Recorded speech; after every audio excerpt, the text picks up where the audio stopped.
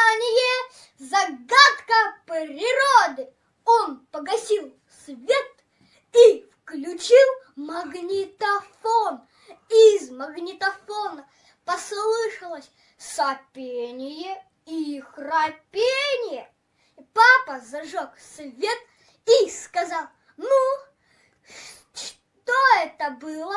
Кто храпел? Гости посмотрели то на маму, то на папу и смущенно пожимали плечами.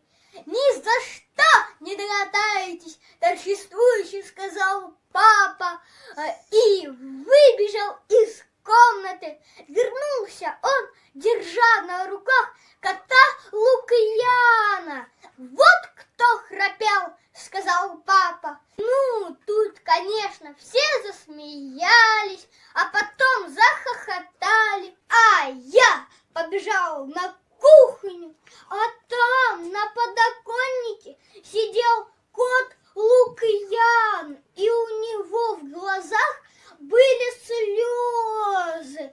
Я поднялся на подоконник, сел рядом с ним и сказал: не расстраивайся, ты еще не знаешь, как храпят мама с папой. Вот мы их запишем на магнитофон и прокрутим кому надо.